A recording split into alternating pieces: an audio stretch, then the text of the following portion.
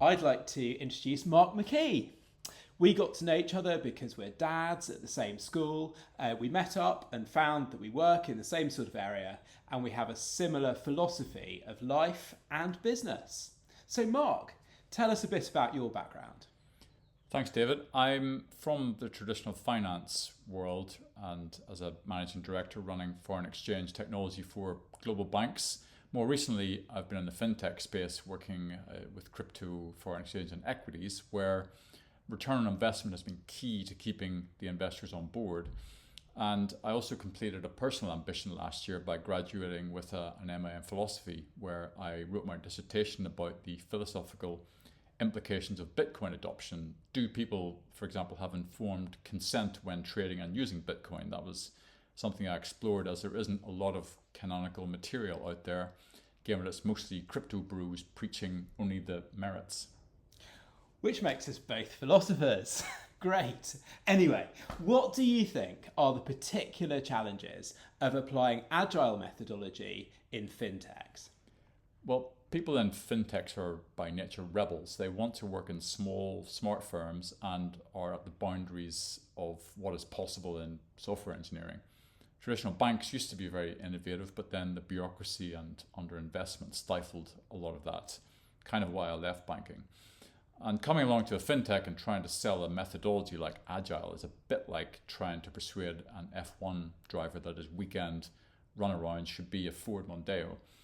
The constraints can seem a bit like window dressing for people who are turning out releases faster than it takes for someone in a bank to fill in the paperwork to raise change requests. Similarly, clients and investors often only care about delivery dates and new products that will make their lives easier, and the investor is glad that they back the firm. So it's be fast or be dead. Absolutely, and that those are very much the challenges. So, where does a consultancy like Agile Mind come in? So we found that the best way to motivate people is to align around what problem is being solved. People really care about their software products having an impact and being well received by customers. And they mostly need help with keeping the list of things to get done contained so that people who are in small teams working on one thing and they aren't slicing up their week across other things. And if there's one factor that we know about the best engineers, they love to solve problems one at a time.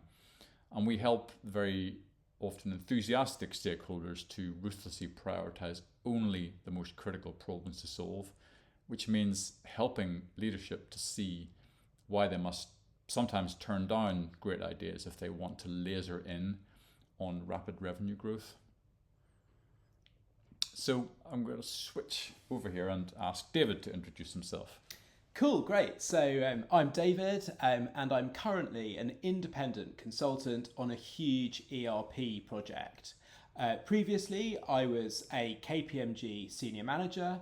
I was also the cross-government technology spend approvals board value for money expert.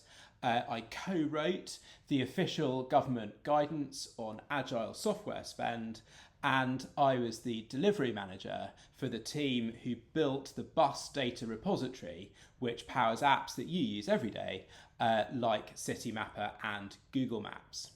Great. So you've got this postagile.co.uk domain. Where are you planning to take this, David? Well, I've been thinking about agile and value for money for years. In fact, if you Google agile spend, my 2014 blog is still one of the top hits. It used to be at number one when it came out.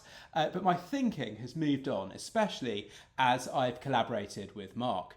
I still think that government digital service style agile is absolutely the right approach in the public sector, but fintechs and private equity, having worked in private equity myself, have got to be more driven by financial value. And so I'm using my website to talk about what that looks like in collaboration with Mark. So what do you think about software investment given the current state of the UK economy? Well, the economy is looking pretty bleak, isn't it? But downturns are the opportunity for serious long-term investment. You can get great skills at attractive prices and then sell your services at a premium once the economy rebounds.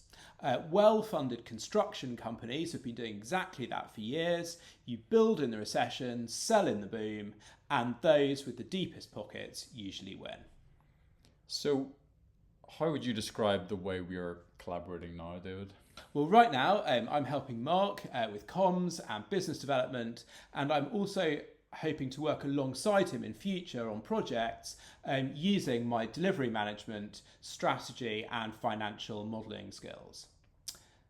And back to you, Mark. Where do you see the greatest product optimization and scaling opportunities for clients right now? Well, firstly, it's doing less, and this is not often what people would expect me to say, but narrowing your focus to the most critical things that grow your business are what really matters. And secondly, automating all you can. Take out repeatable tasks so you can move faster with onboarding clients, getting them live, and then allowing them to get useful data on how you are performing for them. And there's a whole list of things, but I would say, to summarize, I'd strongly emphasize that startup clients need to have a culture, and that's a giant killer.